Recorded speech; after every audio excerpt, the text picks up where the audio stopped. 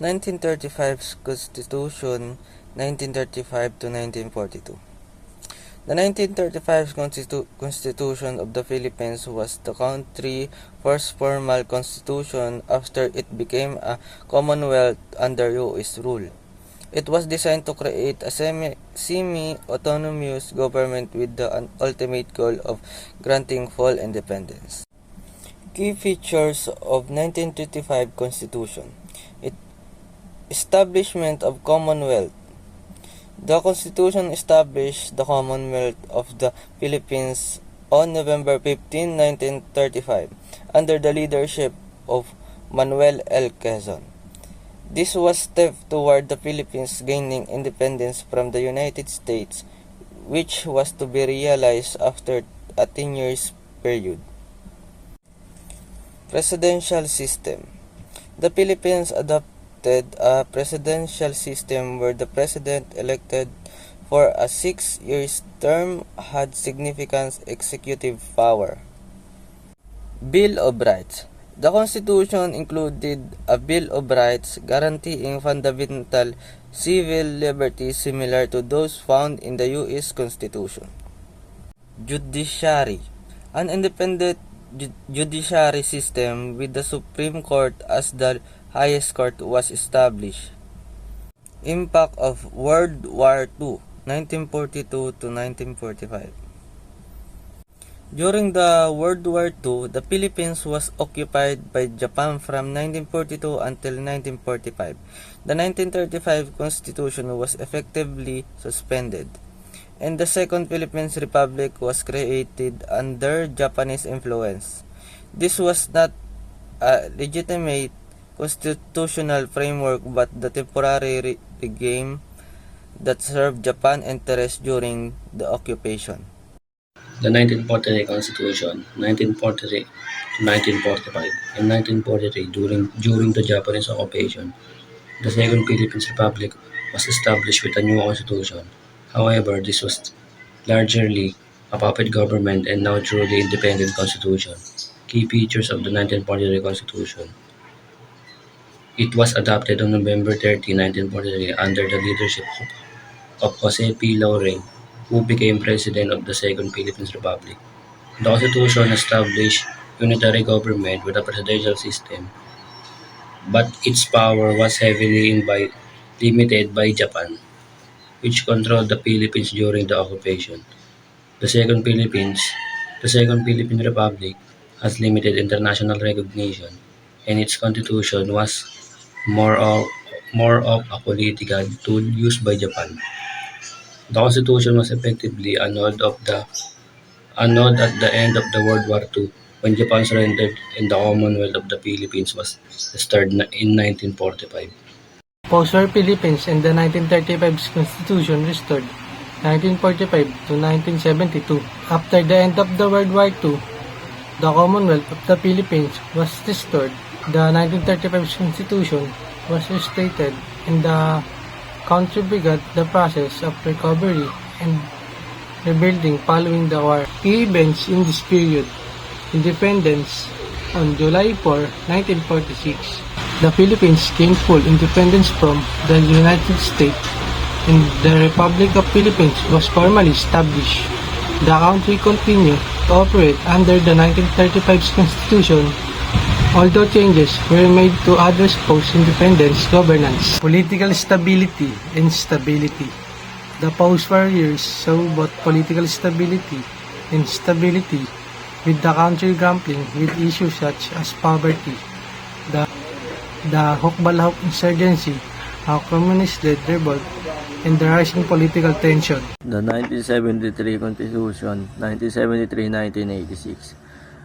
In 1972, Ferdinand Marcos, the president under the 1935 Constitution, declared martial law, citing the need to address growing communities, insurgencies, and the political instability.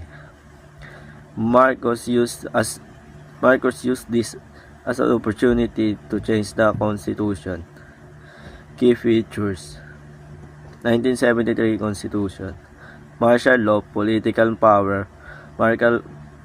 Marcos justified martial law as means of to safeguard the country, but it allowed him to rule decree effectively passing democratic institution. Marcos ruled as a dictator for much the 1970s and early 1980s.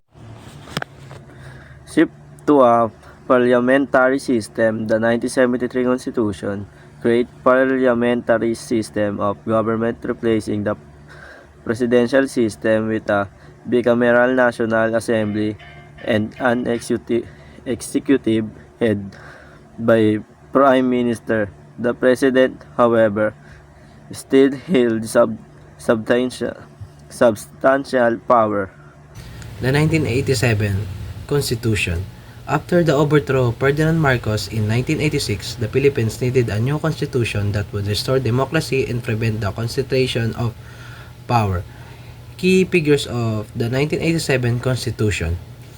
Restoration of the presidential system. The 1987 Constitution reinstated a presidential system with bicameral legislature consisting of a Senate and a House of Representatives. The President, elected for the 6-year terms, serve as the both head of the state and the head of the government.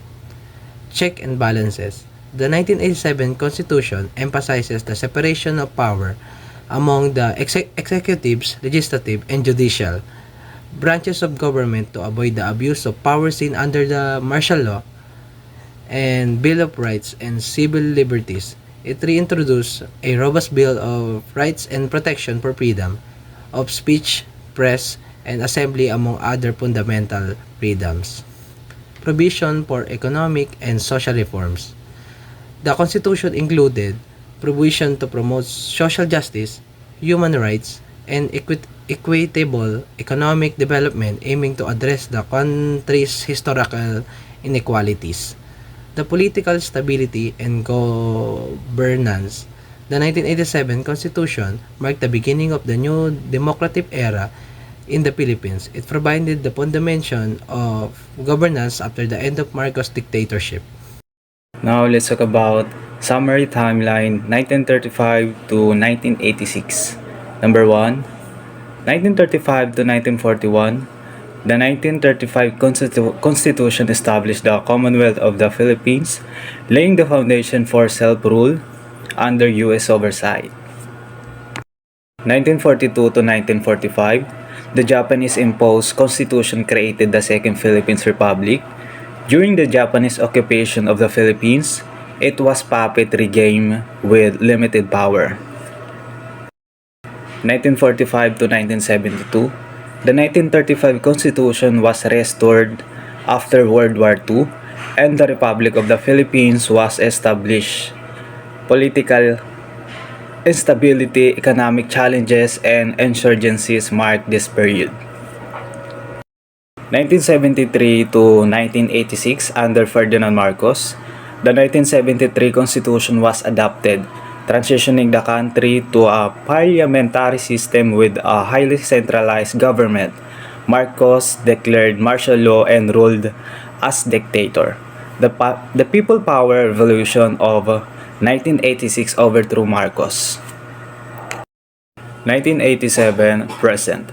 The 1987 Constitution was enacted following Marcos, ousting, restoring democracy and instituting presidential system, civil liberties, and check executive power.